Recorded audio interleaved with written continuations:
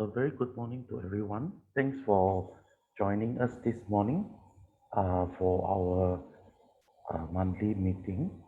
Okay, so today I would like to present uh, together with our in-house behavior therapist to talk about the challenging behavior with children with autism. Okay, so today our invited guest, our behavior therapist. Her name is Shamira. So she'll be sharing a bit about challenging behavior. Okay, so next, okay, these are our upcoming workshop. We have it on December 14th, which is next Tuesday. Ask Charlie anything. We are going to talk about ADHD with our in-house clinical psychologist, Liana. And then next we have another workshop, which is on the 18th of December, where we're going to talk about get ready for school with our special needs teacher, as well as our reading therapist, Miss Serene. And then the last workshop of the month will be about sensory stimulation technique with our in-house occupational therapist, Miss Alia. Okay, so before I start the workshop, let me just introduce briefly about Mind Story. So in Mind Story, we provide services for those who have academic delays, sensory delays, developmental delays, behavioral and emotional difficulties, as well as physical delays. So our team consists of academic support, which is special need teacher, behavior therapist, clinical psychologist, me myself will be doing counseling, occupational therapy, reading therapy, as well as speech and language therapies. Okay, so you can contact us at this number you can email us. We provide free consultation. For those who parents are looking for special needs services, feel free to contact us. And then you can check us out at Facebook. We have a page, Mind Story, as well as a community group. You can find us at LinkedIn, on our website, as well as Instagram. Okay, so now I would like to invite Miss Shamira to share the workshop today. Morning, Miss Shamira. Hi, good morning. Just So if you have any questions for those who will attend our morning workshop, you can just comment at the Facebook comment box. Then I can share it with Miss Shamira. All right. okay, all right. So I can start now. Basically today we're going to talk about understanding challenging behavior in children with autism, and at the very end of the whole sharing session, there'll be ways to manage it. And before I move deeper into this topic, I have to make everyone understand that challenging behavior does not only happen in children with autism. Even developing neurotypical kids also engage in challenging behavior. Those who are 2 years old, 3 years old, you might observe they have temper tantrum or not listening to your instruction. So this whole sharing is also for those parents or teachers who dealing with such children. Uh, Before I move further, I have also want to make it clear that though some of these things seems very simple, you can do it at home. Please understand that they are not easy to be carried out. Some of the intervention you will need help from professional, so you can tailor the intervention to the kid themselves. So hopefully after at the very end of the sharing, you will get the idea of what is challenging behavior and when you should get help and what kind of help you should get. So moving on, uh, at the at the end of this sharing session, hopefully you will learn what is challenging behavior and what are types of different kind of challenging behavior. Also understanding the behavior themselves, like why the behavior is happening, what's the reason behind the behavior. Moving on into the sharing, will uncover some behavioral intervention that you may use depending on why that certain behavior happened. Also, I'll be listing some strategies, simple strategies that you can do at home. But again, I'm reminding you, some of the behavior might need professional help for you to tailor the strategies for that kids. So, uh, so we're gonna look into what is a challenging behavior. So when I say challenging behavior, what comes to your mind? Like maybe uh behavior, like maybe right now you straight away think something big like aggression, but what about crying? Is crying a challenging behavior?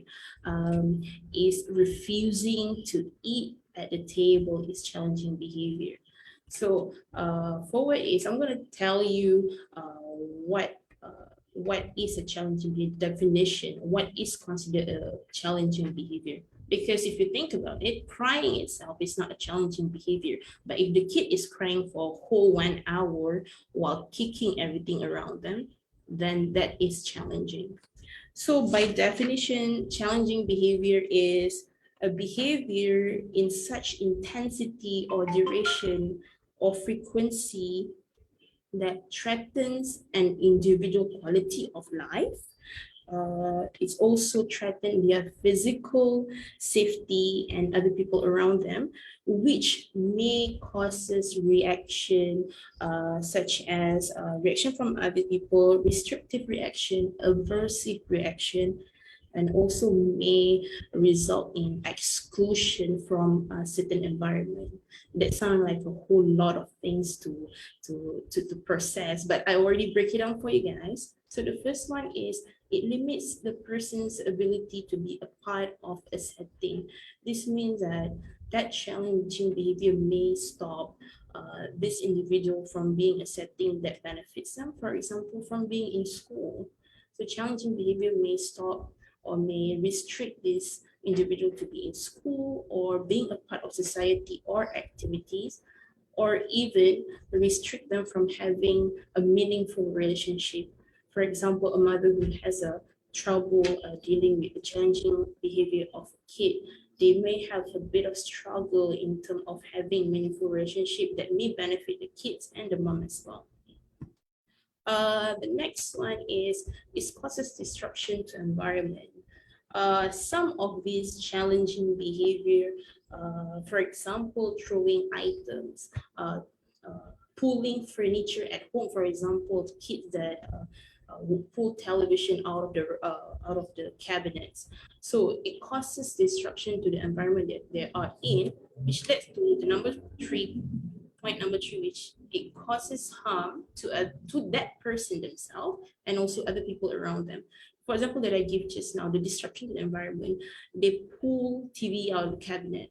There's a high chance that the cabinet may fall into them. So it causes harm to that person, also other people around them. If there's other kid around them, if there's another adult around them. Other way that harm is, for example, a kid that engage in challenging behavior, which is self-injurious, like they bite themselves, that's definitely causing harm to themselves. So this, if any behavior that has these three characteristics, we can simply say is a challenging behavior, and it's best to get help as soon as possible so the kid can have a meaningful quality of life, and also they can be in environment that that allows them to learn, such as being in school, being in public setting, or even being around the people to have a very quality relationship.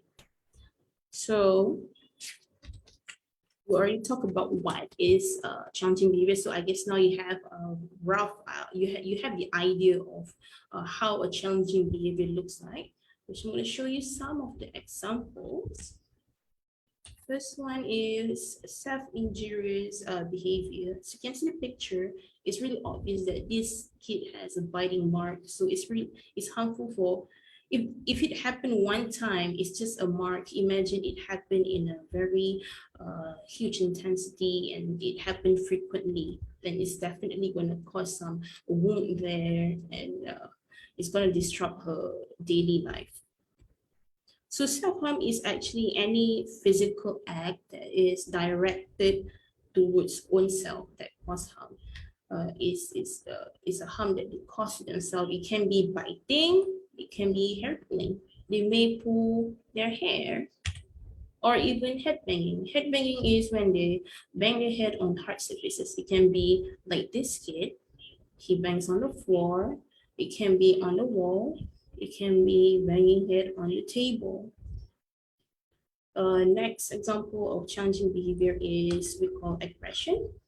Aggression is like injury is a physical act that cause harm to their own self. This one is they cause harm to other person or people around them. So physical aggression, for example, spitting, spit at other kid, or even shouting or yelling at them, or kicking.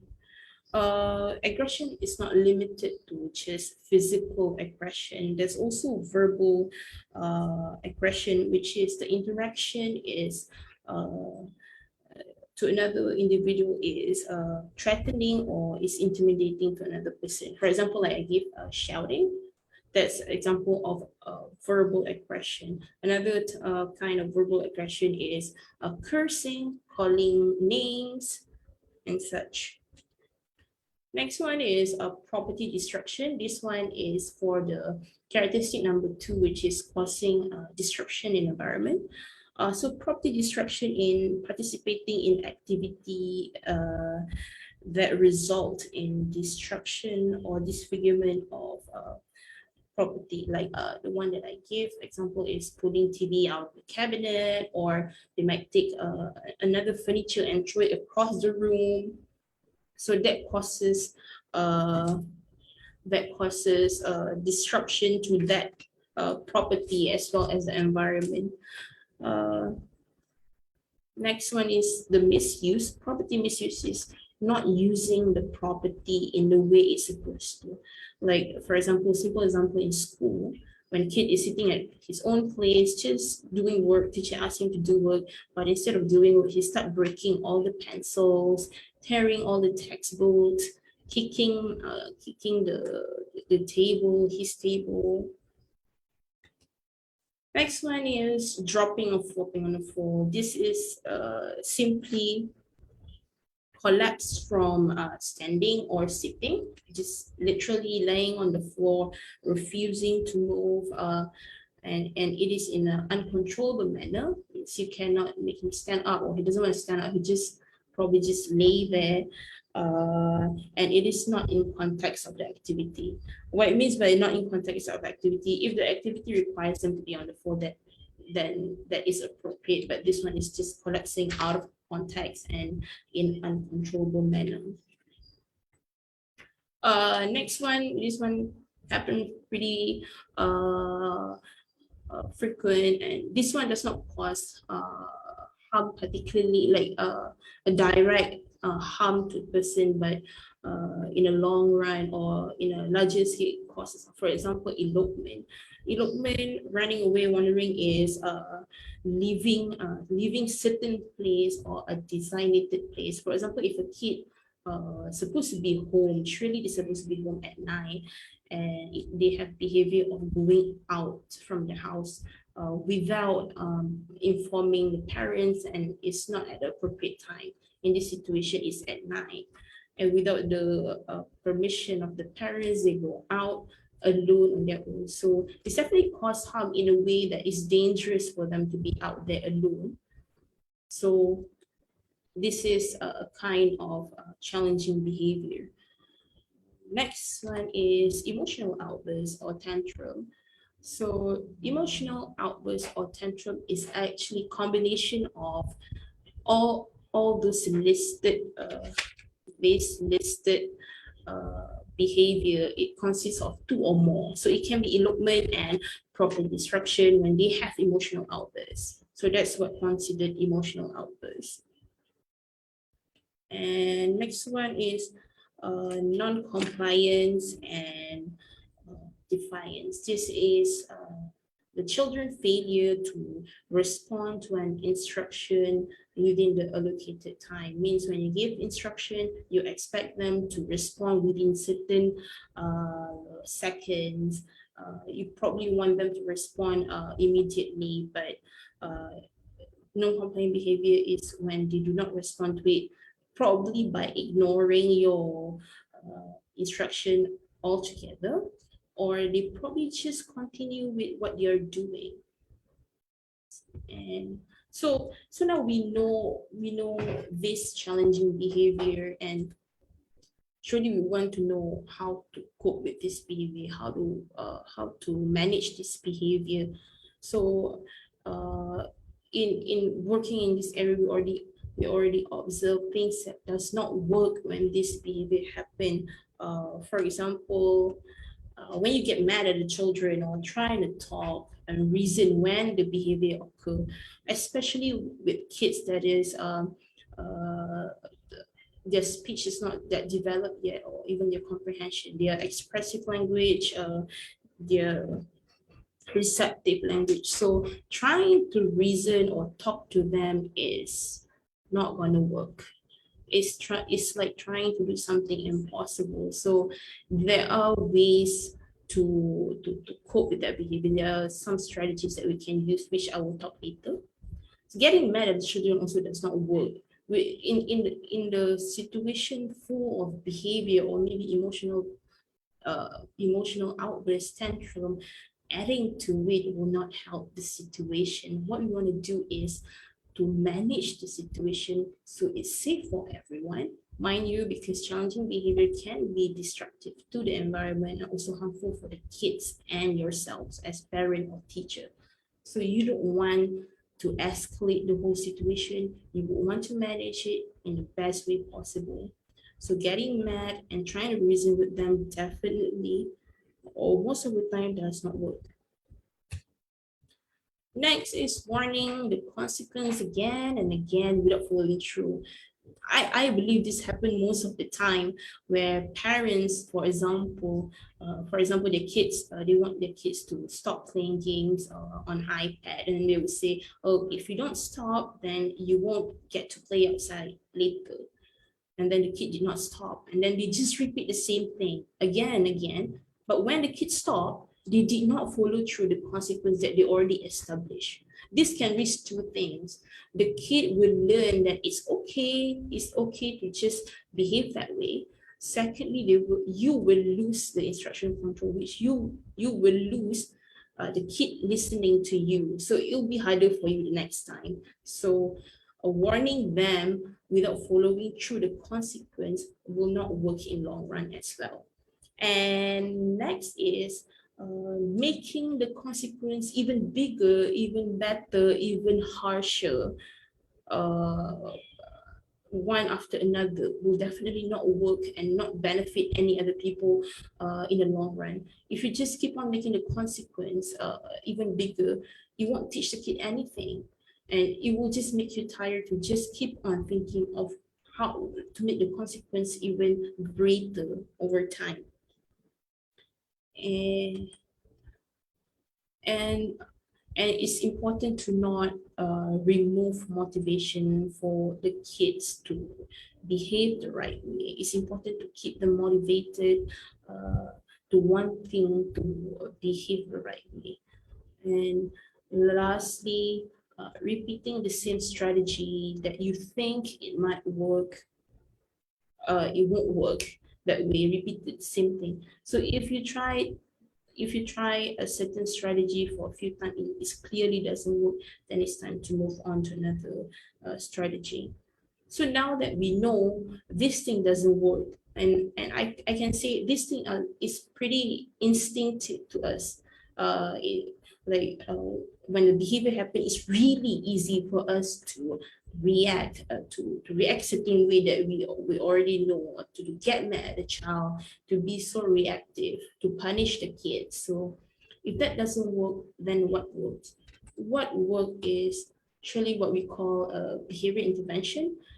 They comes in many names. You may heard of a behavior therapy, ABA therapy. They're all in the same cluster. They uses applied behavior analysis, which is ABA. And I understand when you hear ABA, most of the time people think of a repeated trial, one-on-one, intense therapy session.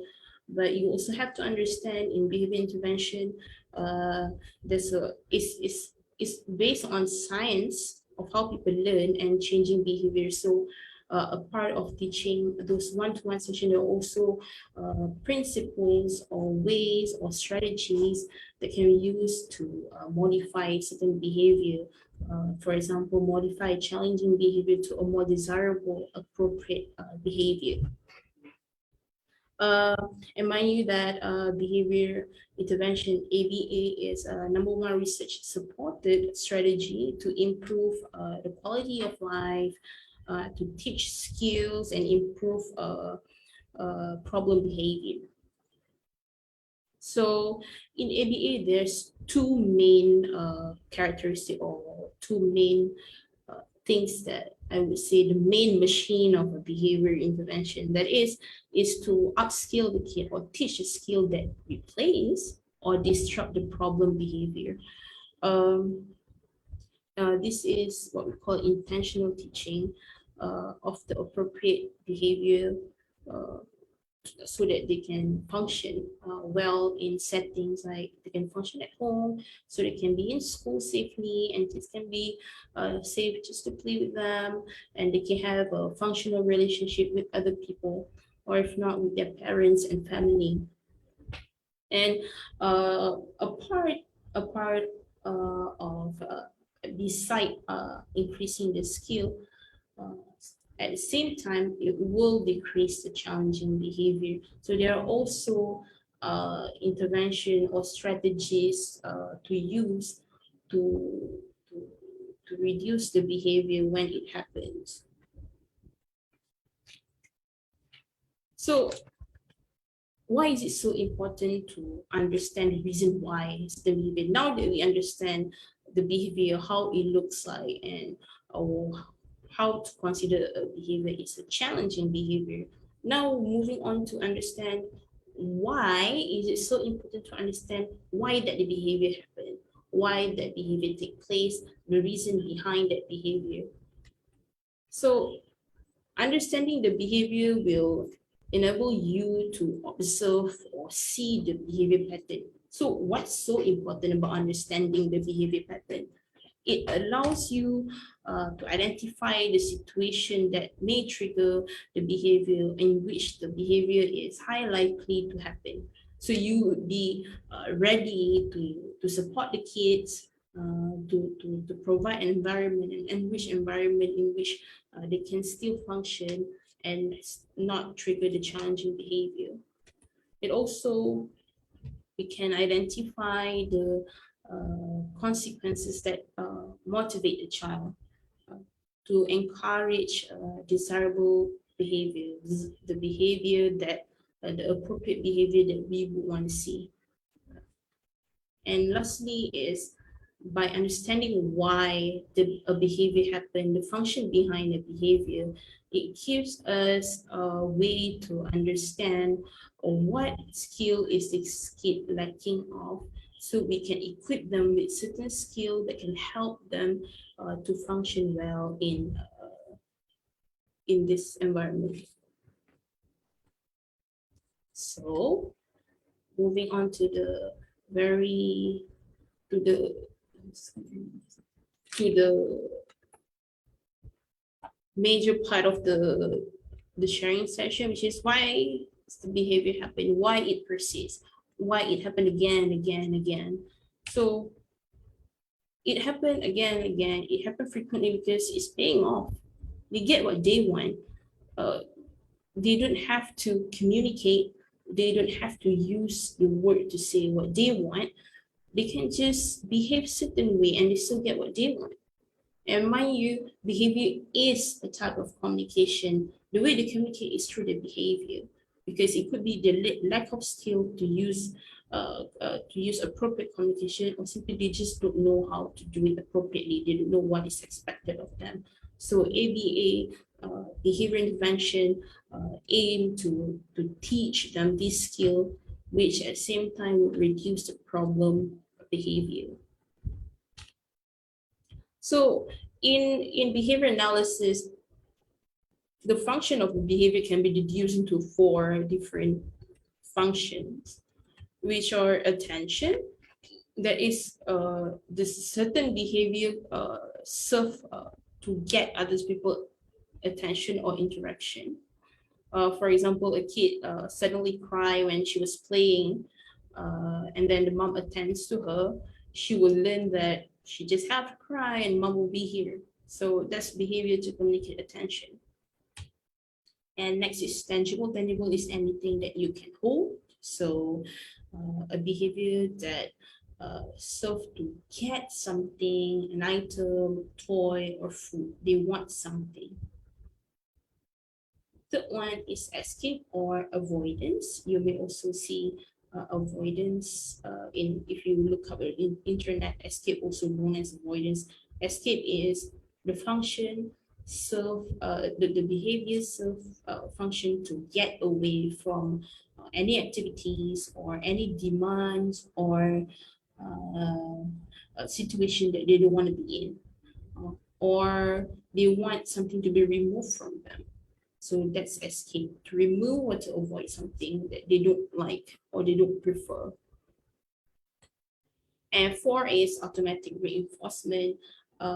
Sorry, I had that wrong. So automatic reinforcement is something that make them feel good, something that make them feel physically good, or it relieves them from something that feels bad. This one is not influenced by their environment, it's mostly what's inside. For example, we also do this when we're nervous. You probably find yourself shaking your leg, or when you're bored, you will find yourself clicking your pen. There's no there's no reason to it. There's no reason to either get attention or to get anything that you want, or it's not a reason to escape from activity that you hate or you don't like. It just feel good. So we're gonna dive deeper into understanding this function using a tool. I would say the powerful tool to understand reason behind a behavior. And it's pretty simple. You can definitely do it at home. Uh, it's called ABC chart. Yes, it is as easy as ABC. So what ABC stands for? Well, ABC chart is a tool to help you determine the function of a behavior. Through this chart, you will able to see the pattern of the behavior. You can also see the pattern. So when it happens, with who, when it happens, and also you can see, most importantly, the function of the behavior. So the first one, antecedents, easy. Anything that happened before the behavior. So when I say that, you might think like it's a whole chunk of things can happen before the behavior, but what I mean is immediately what happened before the behavior. And three things that really important that you might want to take note of when you writing down antecedent is when it happened, where it happened, and who was there. So when it's happened, will inform you the pattern of the behavior. For example, when you do this ABC chart for, let's say, for one whole week, and then you realize that this behavior only happened in the morning, so it gives you more insight of understanding why the behavior happened or why it happened. Some behavior may happen in school but not at home.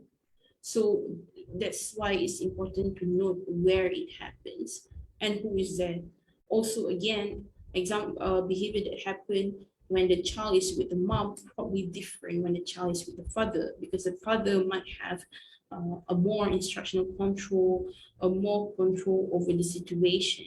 So it's very important to take note of this three when you write in antecedent. Uh, Maybe that will give it will guide you. It will make it easier for you to know what happened before the behavior. So the B in ABC chart is behavior. Behavior is behavior of your concern.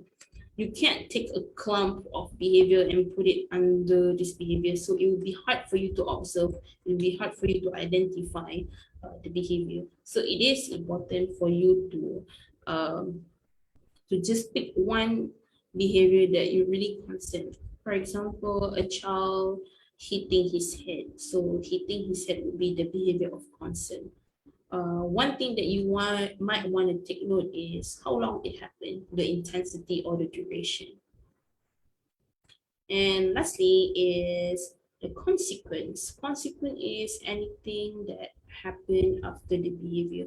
When we hear consequence, a lot of people think of a negative one, for example, punishment. So it does not work like that in behavior intervention. Consequence means anything that happened after the behavior. It can be something positive, it can be something negative, it can be something that is given to the kids, or it can mean something that is taken away from the kid. So that's consequence. Uh, Next, I will show you a few examples. Those who's watching this live, we can do together identifying the ABC of a situation, so we can identify the function of the behavior. And next, we will try to see the strategies that we can use for that specific function of a behavior. First one, look at Joe. If you happen to know some Joes in your life, or you are dealing with a Joe right now, so this definitely for you, and you might want to pay attention with this one. So Joe will not get off his iPad without throwing tantrum. We're not talking about 1 minute tantrum. We're talking about a full-blown 15 minutes struggle to keep iPad with him. So what is the antecedent, what is the behavior here, and what is the consequence? So it is important to take note of the context itself. Where is the mother asking him? Is it after he play iPad for a whole 1 hour? Surely a kid, after they engage with device for 1 hour and you try to ask for them, that's like the recipe for some behavior. So that's a good thing to take note, how long he has been engaging with the iPad and who's asking from him. And this situation, he's playing iPad. Mom said, "You played too long already. It's time to stop playing." So Joe throw tantrum. He cries. He refuses to give, and he's shouting. So what happened when he does that behavior? Mom let him have his iPad back. What does this teach Joe? He can just throw tantrum and he will get iPad back. So, uh, what's the function of this behavior? So it is tangible. Tangible is when he wants something. So it's obvious that he wants to have the iPad back. So it's tangible. So he does everything to just get the iPad back. What can the mom do? So if you find yourself in this situation, you need to think. I don't want this behavior to happen. I don't want him to throw tantrum. I don't want him to cry. I don't want him to kick, to pull iPad from my hand, struggling to get the iPad. If you find yourself don't want this to happen, take a minute and ask yourself, what do you expect, or how do you expect them to behave? What is the appropriate behavior that you expect from them? So after identifying the reason behind or the function of the behavior, it's important to understand or to ask yourself what is expected from them. What is the skills that the kid needs to prevent this problem behavior from happening, or so they can request appropriately the next time. So As for tangible, some of the strategies that you can use visual schedule, which is you can give them a clear timetable picture in which when they can play iPad. This will inform them or make them prepare themselves when they can play and when to stop. Also, when you're about to request for the iPad back, you may use strategy in which reminding them how many times left for their iPad time. This would reduce the likelihood that the problem behavior will occur. Next is definitely replacement behavior. This is why I tell you that you have to think, what do you expect the kid? Because in some situation, when you ask iPad, you expect them to straight away give you without any resistance. You expect them to give iPad calmly. So the replacement behavior here would be uh, them being able to tolerate you saying no to iPad time, or even you can teach them to request for more iPad time. Or third one is negotiate. Maybe it's okay for the kid to like, mom can just have 5 more minutes of iPad time. That's appropriate too. So it really depends on what kind of behavior are you expecting from them.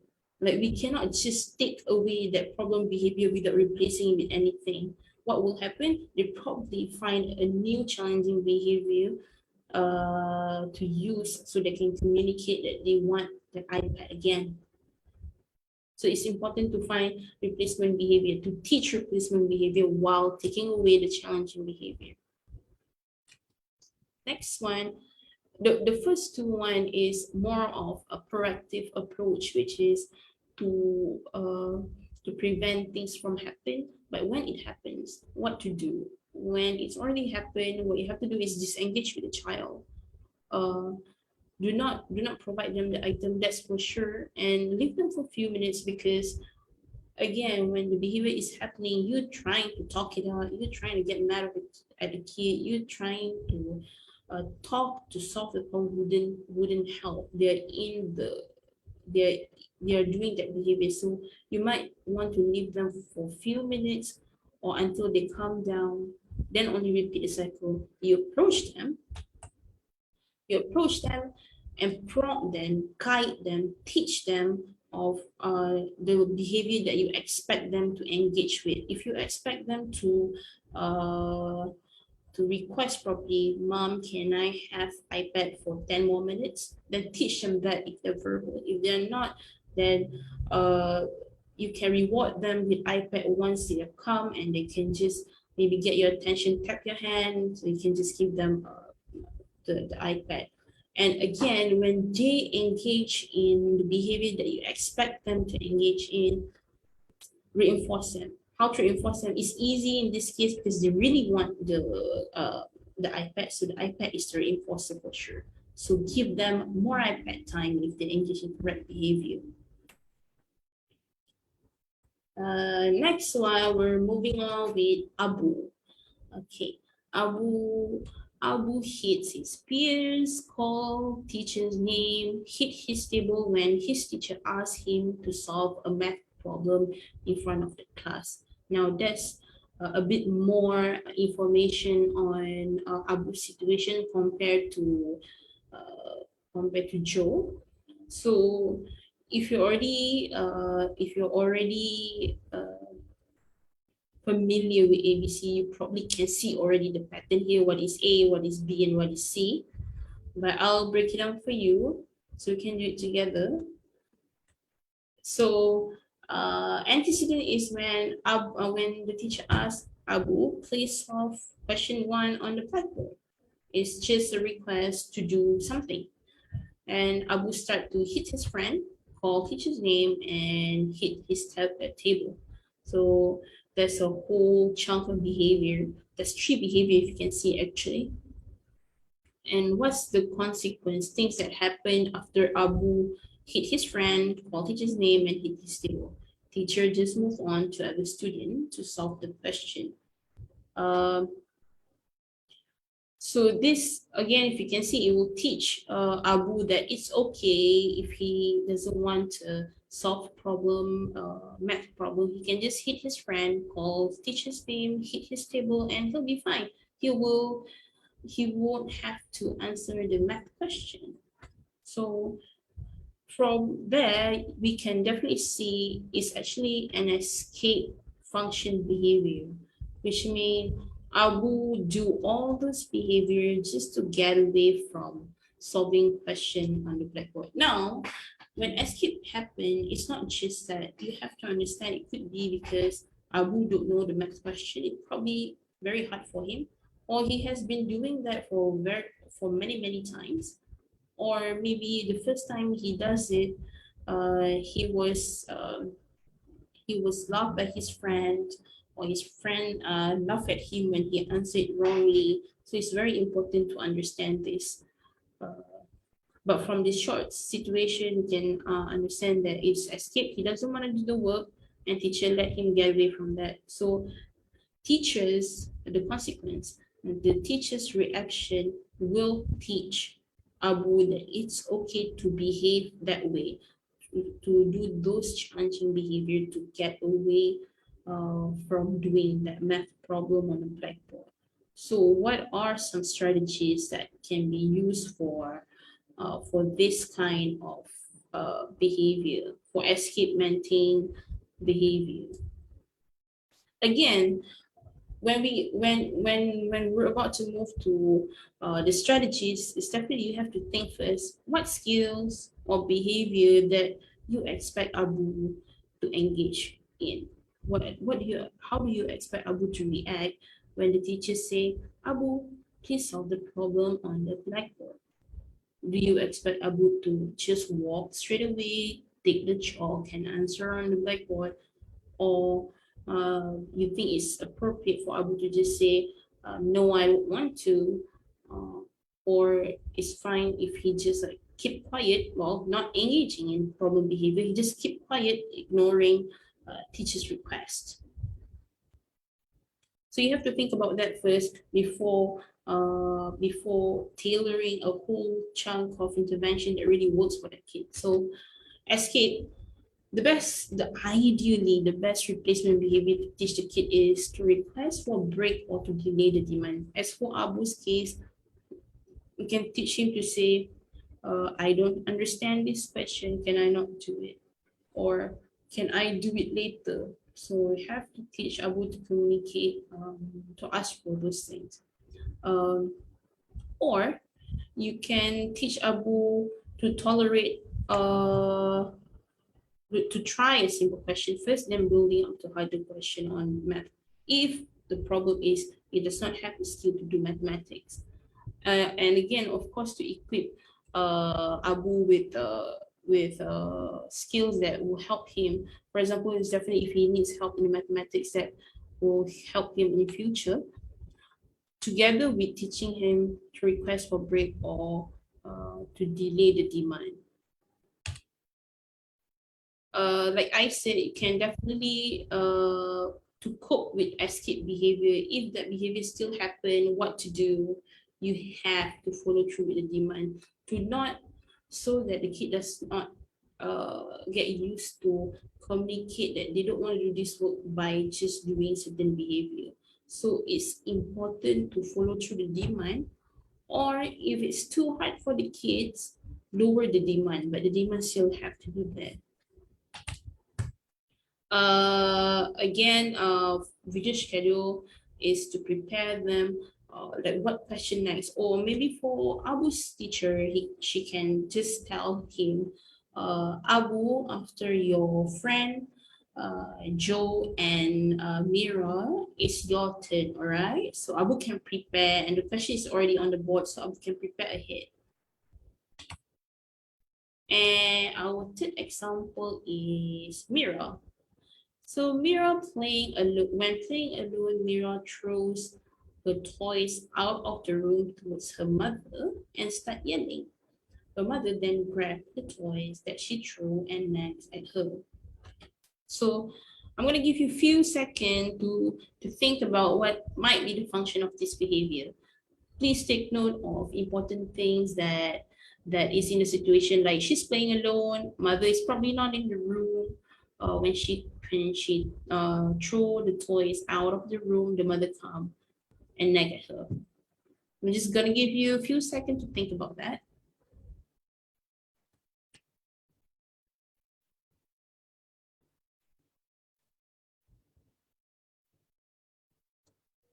Okay. All right. So so it's clear that the antecedent, what happened before Mira threw the toys outside of the room.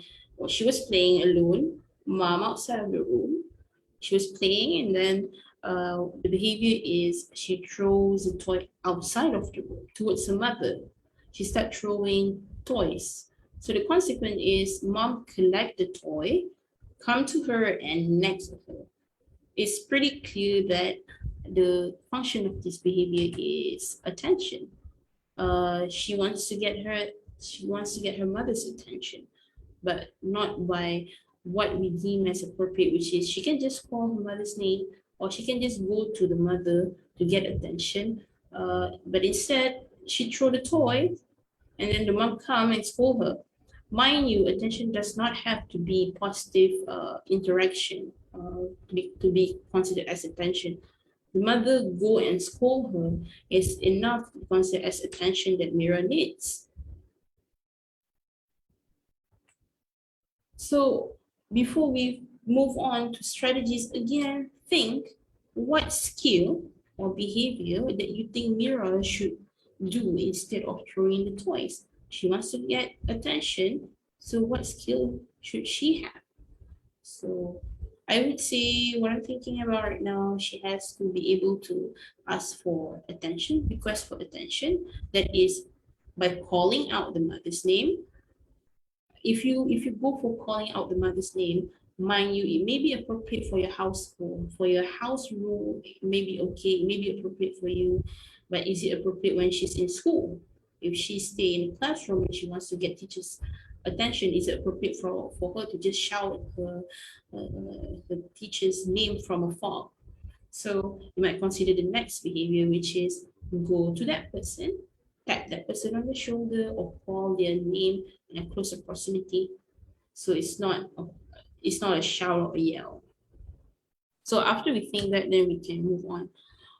One of the way to cope with attention maintained behavior is to give them attention non-contingently. What does this mean is without any demand from them that they want attention, you straight away give them attention. You give them attention that you think they would need, give them attention before they request for it. So this will prevent them from engaging in behavior that for them to request your attention.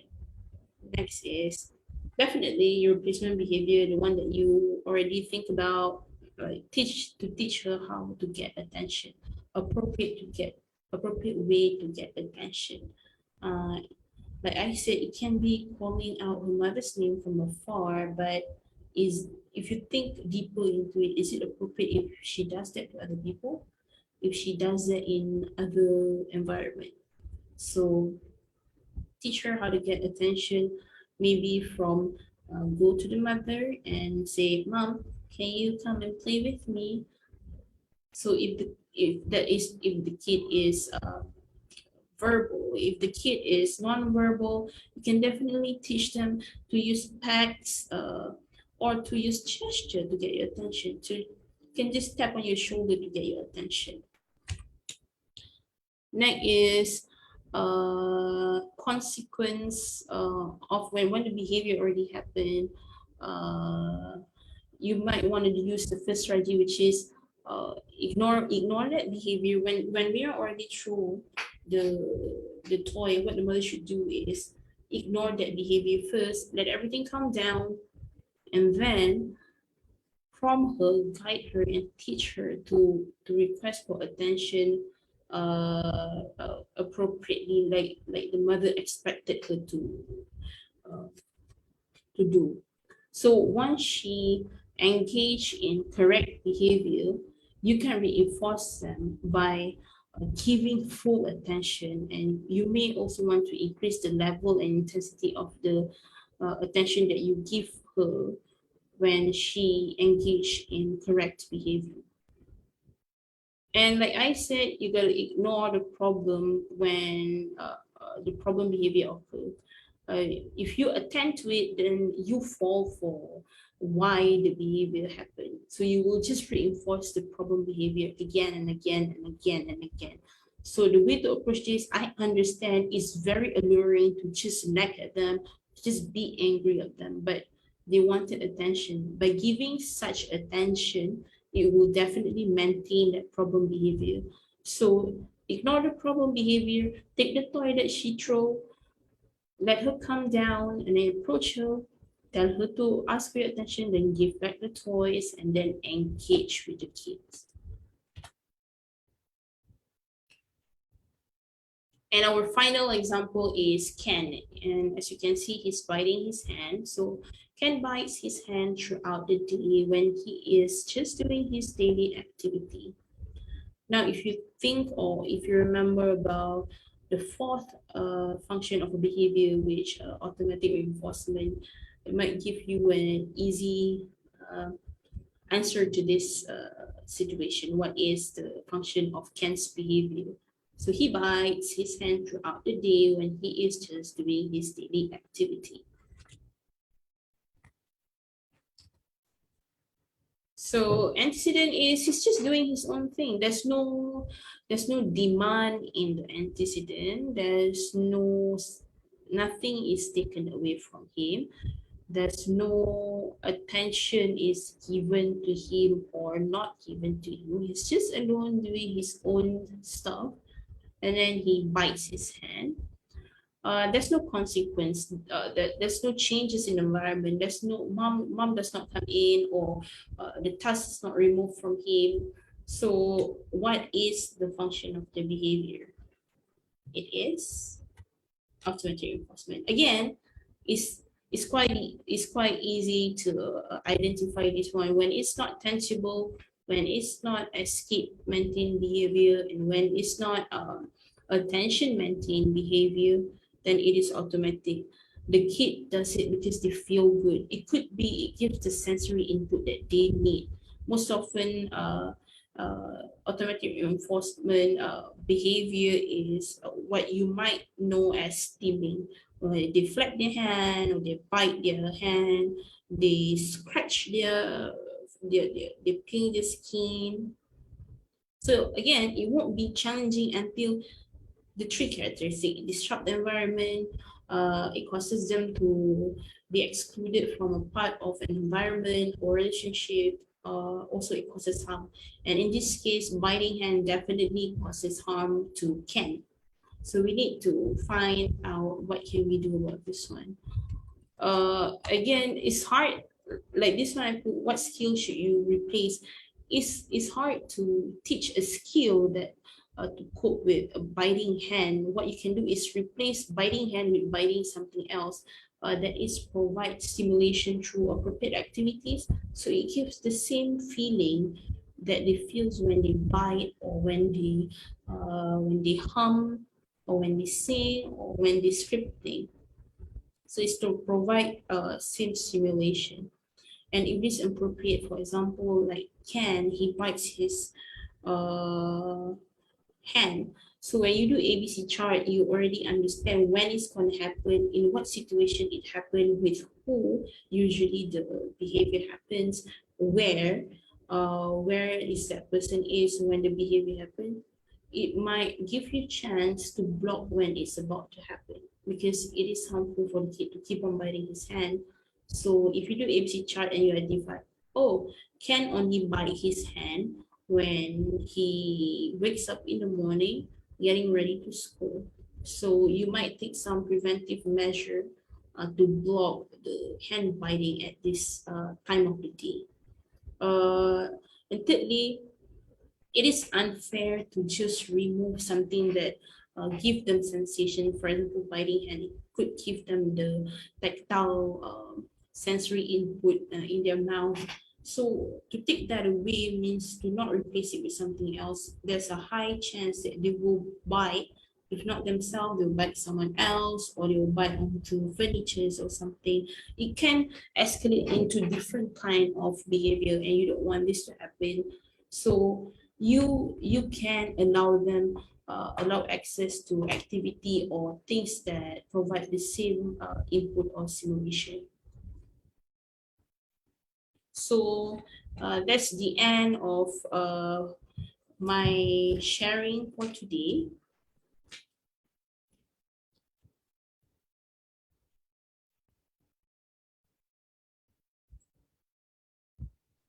Hi, Sam. Thank you very much. Yes, you're welcome. All right.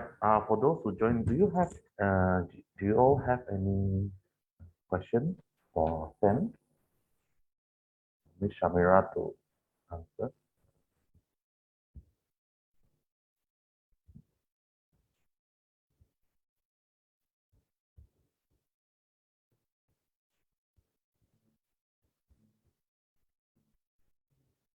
All right. So at the moment, we don't have any question. Thank you for sharing your knowledge, uh, Sam, and it's quite helpful that you provide example as well as some strategies.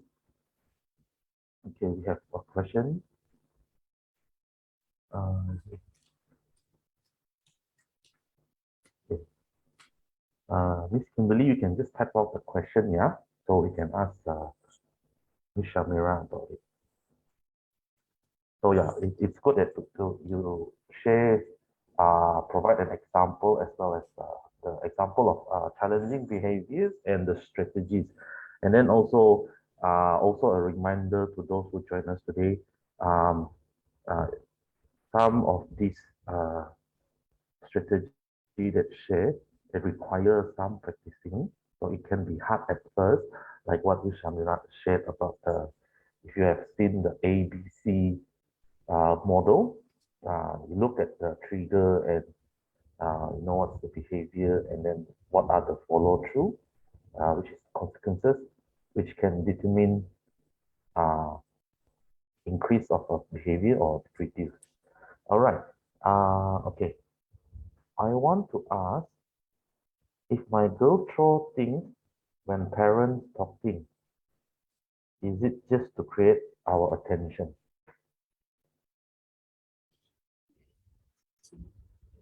All right.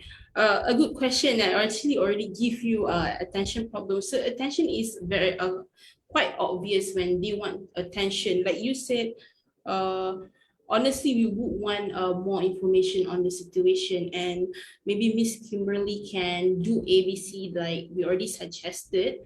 If the pattern continuously, like she throws stuff Okay. when Sorry, Sam. Can yes. you bring out the ABC slide so when Yeah, you all explain? right, just a moment. Wait, let me just share my screen. Okay, let me just go back to the attention one.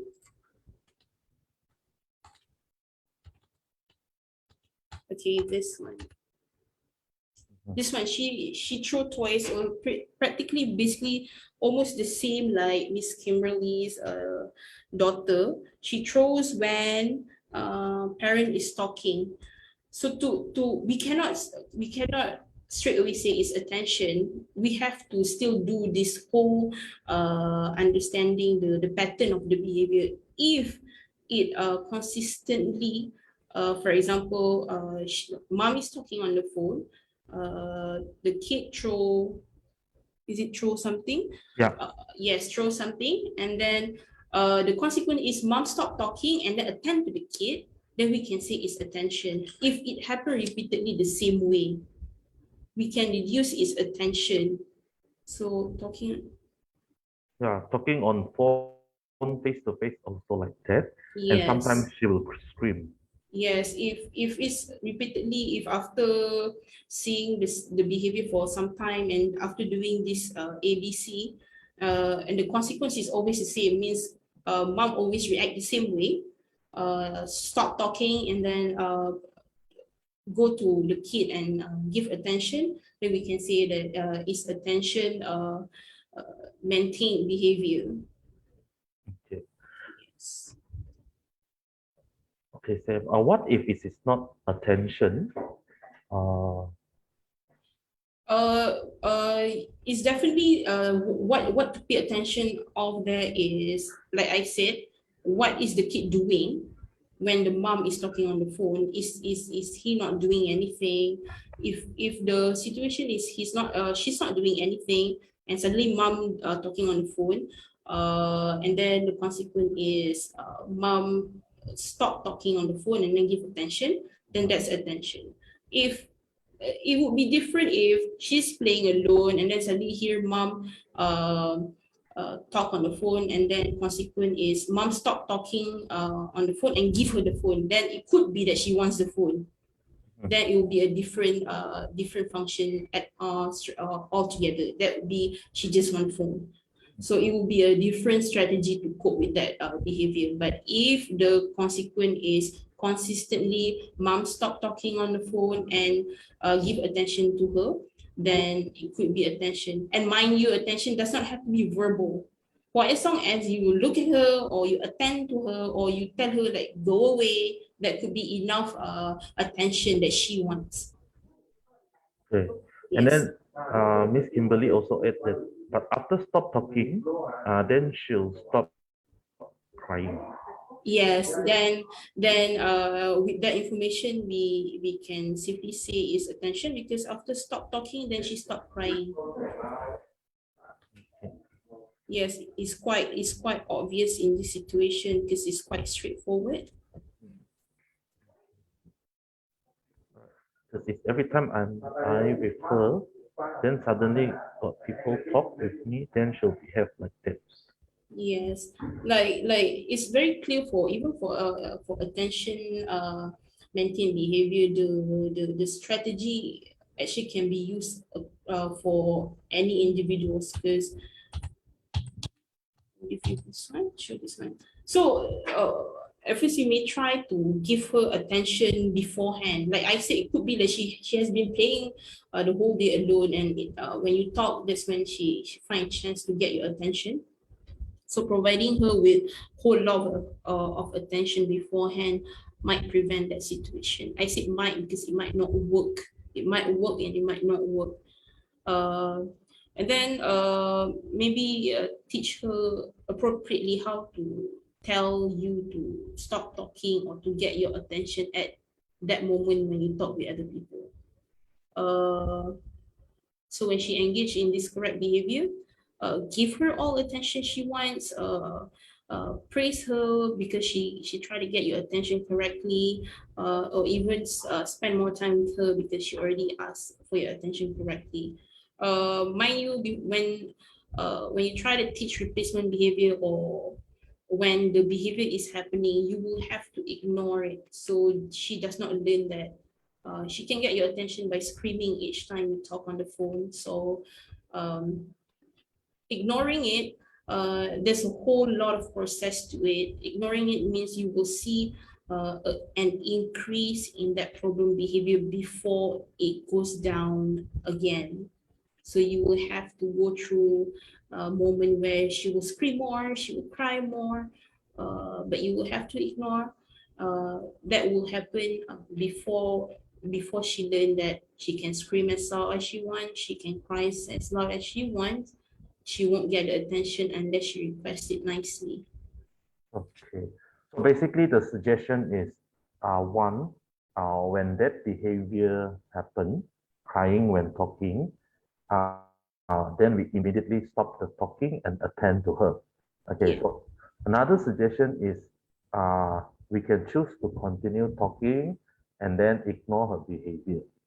Yes. And then there's also, by ignoring it, will increase her behavior, but we still continue ignoring it. And then we only give attention when the child stops uh, crying or asks for attention nicely. So Right. there's two suggestions there. Mhm. Uh, okay, and then Miss Kimberly also asked like how to explain to her. How to explain to her? This is a very subjective question because it's depending on her level of understanding what you tell, her age.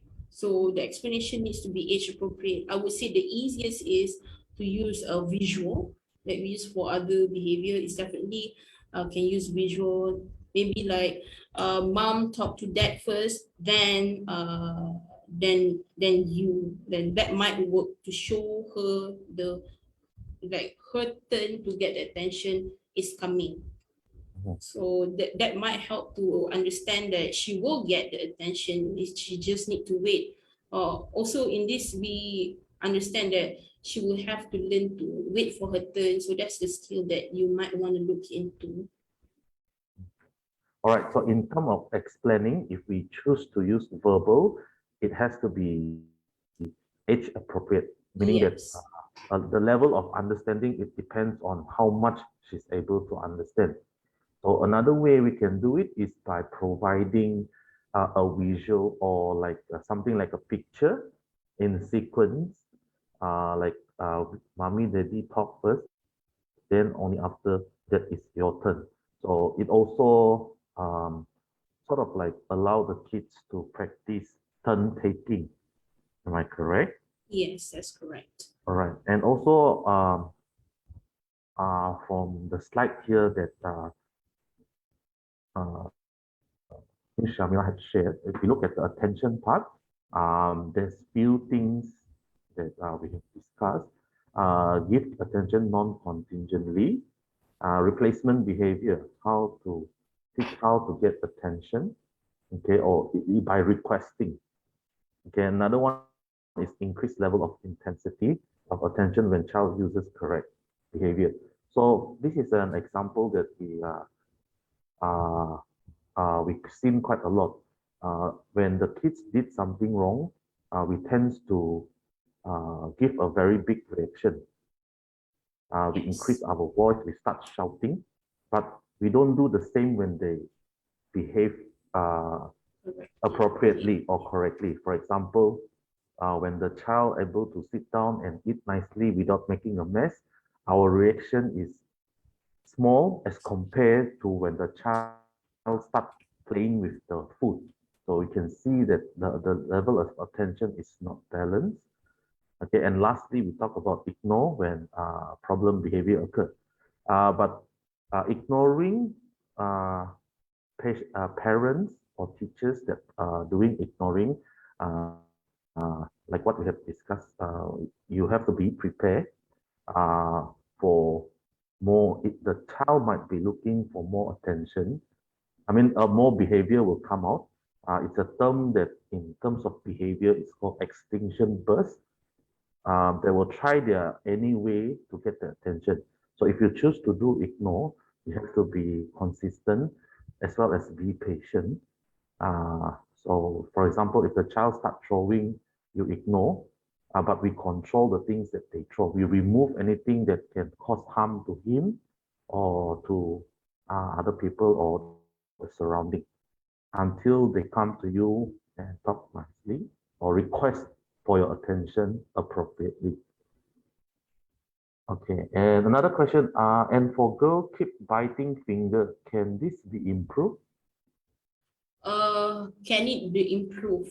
Yes, it can, depending on what you expect of how it improve. Do you want her to not bite her finger at all?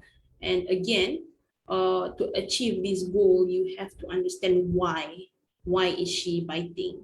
So if she's biting for to get your attention, doing all the attention strategies might improve or lessen the frequency of her biting her finger. So after all, you will have to go back to understanding why it happened first. But to answer your question, can it be improved? Yes, it can. Or is it like steaming? Yeah.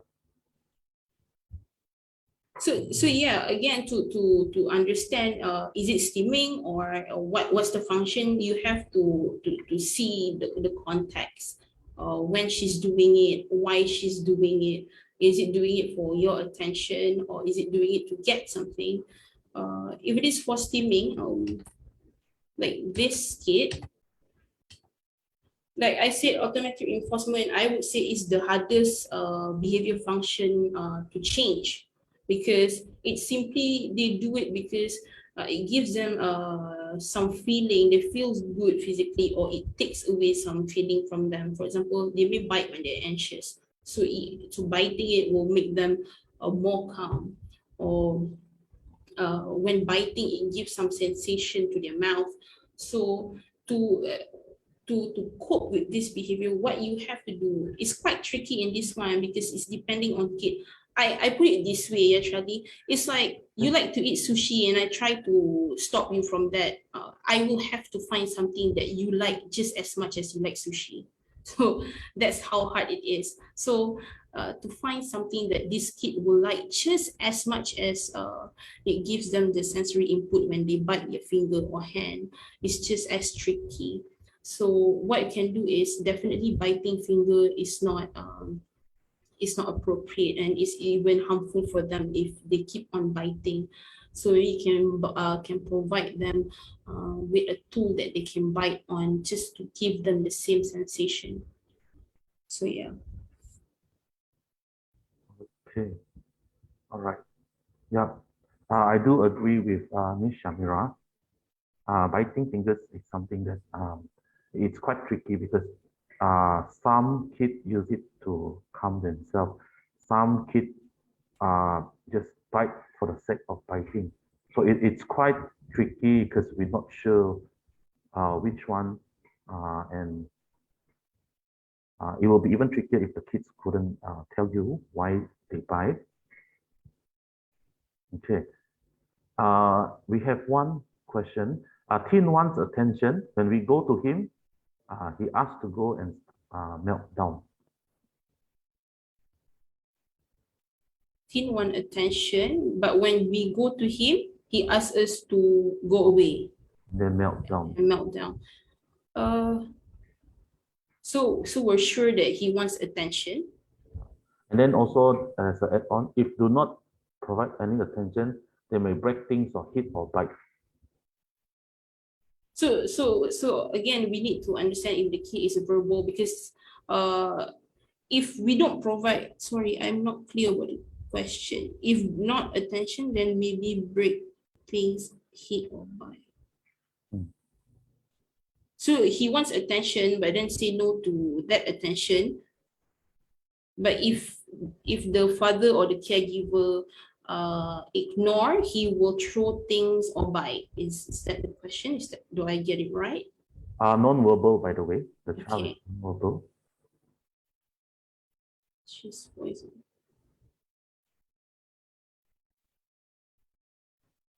Non-verbal.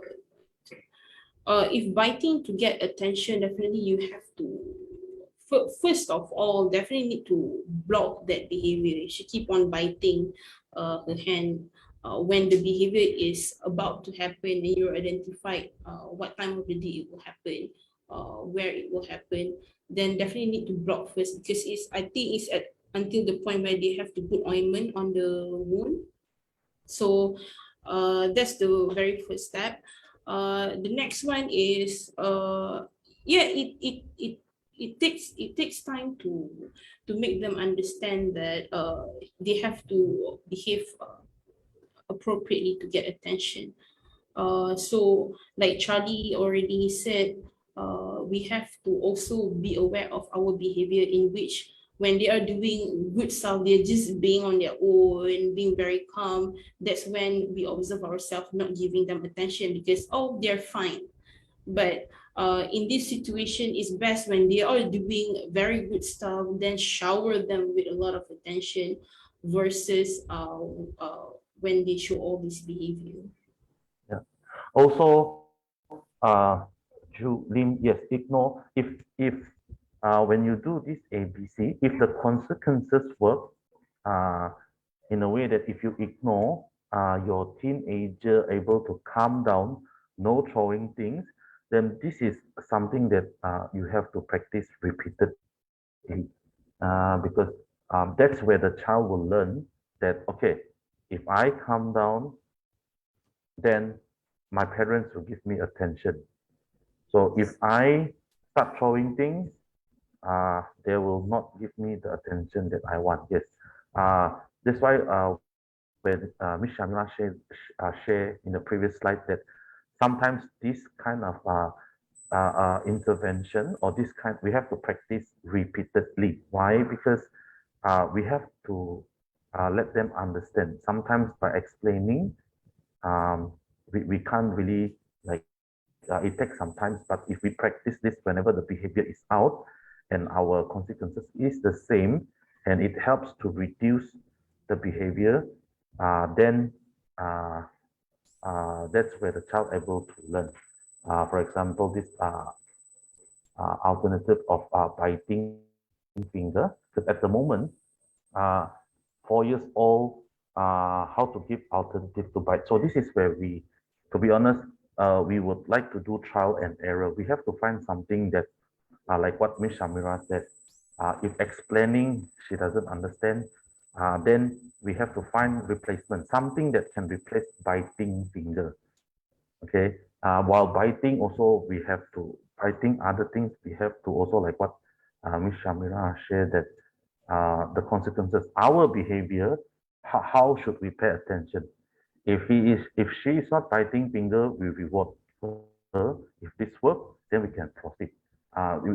It's something that our parents have to work out and then find what are uh, the things that you can replace for her to bite. As of the throwing things coming, throwing things and meltdown.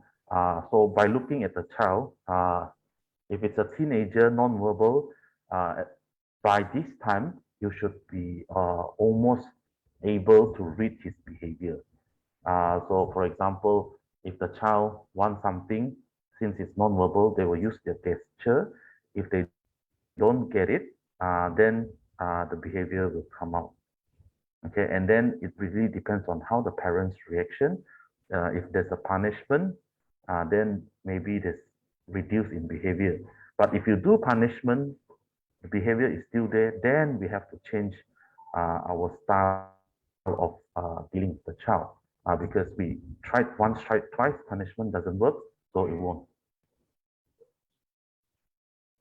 Yes, I do agree. Imagine us not as a teenager or child, regardless you have autism or not. Whenever we are angry, we find it hard to listen to others.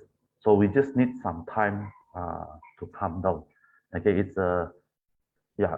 I mean, for us adult, sometimes when I'm not in a good mood, I won't be listening to others as well. So same goes to children when they are throwing tantrum or they are crying or they are angry. We just need to give some space, and then that's where the consequences come in. Okay, we give them some space is already a consequences. So from there you can see by giving them space, if the behavior reduce, then we're going to maintain that consequences. If it doesn't reduce, then what we can do. So it's really depending on how the child react and how the parents react. So you work in a team. Something increased, something have to be reduced. If something is reduced, you can see it's increased or reduced. So it's vice versa. So yeah, so if children, even adults, sometimes when we don't feel like listening to other person, we take some time to calm down. So if we apply this to children with special needs like autism, it will definitely take longer because for the receptive is very much affected. The understanding they can be 16 years old, but their understanding age could be at about 7 or 8 years old. So there's a big gap. So the child may look like a teenager, but the understanding is way below. So this is where we have to do a lot of things in terms of behavior, how we can promote. And then provided that if the child or the teenager is not able to express verbally or cannot talk, this is where we have to do more. Like what Ms. Shamira just now explained, you can do picture, visual to show. the child. Okay, like what we're gonna do next, what's next. We're gonna do this first, and then what's next. So there's a sequence in picture that you can show. If explaining doesn't work, if explaining work, you can also increase by doing picture so that the child understand both through visually and verbally. So like like what Shamira has reminded all of us before when she started her workshop that uh, some this strategy it worked, but it just require patience from parents because it might take uh, some time and it can be tiring sometimes because you have to repeatedly doing it consistently and repeatedly, and then it also requires trial and error. Okay, and you have to observe what are the triggers, what are the behavior, and what are the consequences. How can we maintain or reduce? Because behavior, like anyone who practice in terms of behaviorism or know a lot about behavior, behavior can be one of mode of communication. Okay, sometimes like the kids unable to express, they do through action. So that's where we can roughly see how the kids behave. Like uh, the child eat lemon, doesn't like lemon, start crying. So we know that maybe they cannot explain the taste of a lemon. Okay, but we obviously when cry, then we know through crying is a behavior. So we know that okay, lemon and crying. So there's a relationship there. So that's how actually we can relate. And also Miss Shamira has shared some of the example of like a throwing things, attention. So when we practice this ADC, we also want to know the expectation of the parent. What do you want, and what are the function of this behavior? Because sometimes when your expectation is too high for the kids to achieve, can also lead to some behavior. Okay, for example, uh, my child might have, for example, my child is not very good with arts and craft, but I keep sending my child to arts and craft class. So eventually, uh, the behavior also will come out. So he or she are likely not to go to that class or cry before the class. So we have to understand uh, our own expectation on the child as well as why is this child behaving like this. So from there, parents and children work together. So some of the cases where require behavior therapists, that's where parents and therapists work together to understand the child, and the therapist can show some of the techniques during the session. So that's the reason why we have a behavior therapist in providing behavior therapy for children who have challenging behaviors. Okay, some like bite until there's a biting mark, some crying that can cry for hours. This is where we require to bring in a professional to come in and work with the parents. All right, is there any other questions? Okay. So we are already towards the end of the workshop. If you still have any question, feel free to post at the comment, and then we can get back to you. So thank you everyone for joining us today, and thank you, Ms. Shamira, for sharing your experience uh, and shared uh, experience and knowledge about challenging behavior with children with autism. All right. Thank you, everyone, and we'll see you in the next workshop. Thank you.